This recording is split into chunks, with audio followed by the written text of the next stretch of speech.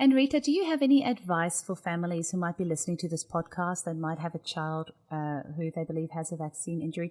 Have you got any advice for them, for the families with children with autism? You know, it can be so hard on the families on dealing with all these additional needs. So what sort of advice do you have, and what else would you like to share with our listeners?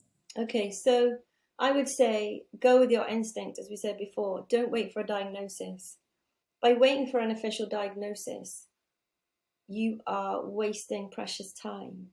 I always say, if you can bring me a child 3 and under, we tend to be able to heal them completely in a few sessions.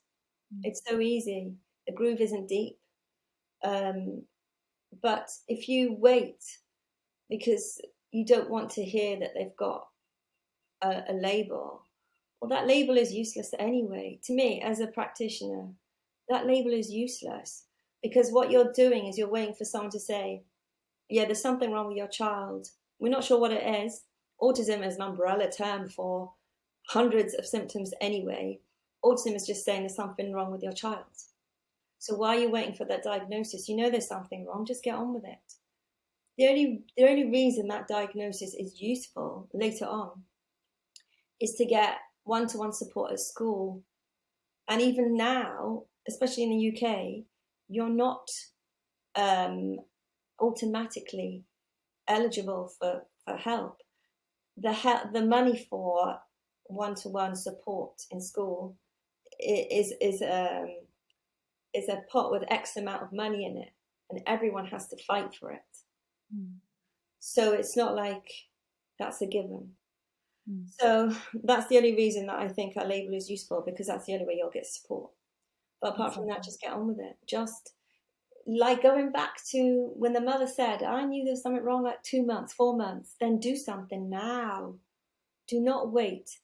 The doctors are telling them, oh, they might grow out of it, but they might not. Just deal with it.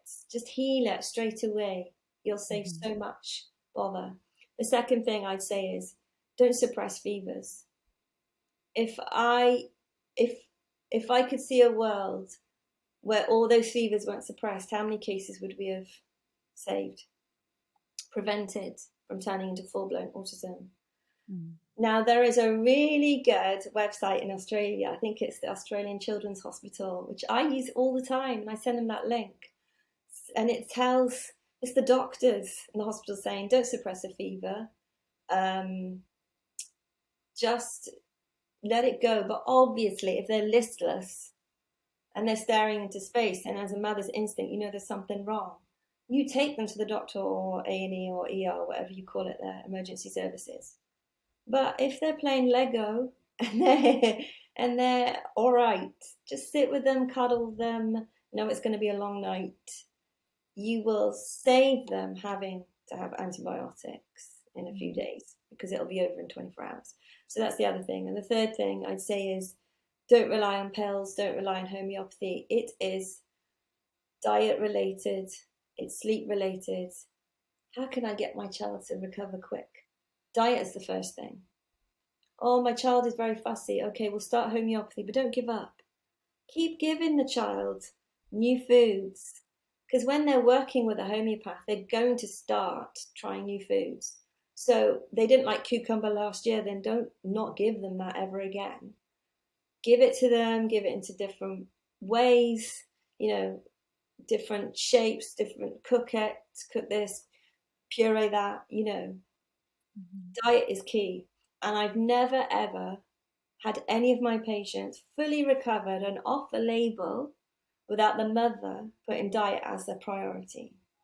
They've all had excellent diets. And I make that clear, because we're not magicians. We can do magic, but we can't create miracles where, we're just on our own, just having to give pills. Like you said before, they've got to be going to bed on time. A child that's going to bed by themselves at 12:30, 1 o'clock, we're not going to get anywhere. And you can't rely on pills for that. You have to be a parent and start putting them to bed early, so their hormones are all becoming more balanced. And so they're my key things that I would say to parents. Another big one I always find is the iPads, because I do have some clients come into the clinic and most of mine are online, but you have the children with autism that come in here with their iPad glued to them and just in their face. And I understand that sometimes the parents need to have the iPad on in the consultation room so we can speak, but then they tell me that these kids go to sleep with it. And I'm like, well, nothing is going to change unless you remove the technology, because it is actually it's actually causing chemical imbalances in their brain. And if you don't even have to do the homeopathy, you have to do nothing else. Just get rid of the technology, or at least reduce it, and that will make a massive difference in itself. Yes, 100%. That is something that I think you, I, and other homeopaths are going to have to deal with all more and more, is the iPad. I make it clear that is not a spectrum issue. That is a neurotypical child of 2021 parenting issue. My child would be on the iPad all night until I tell them to take it off. If they come off the iPad, they want to go then on the phone. Yeah. Right?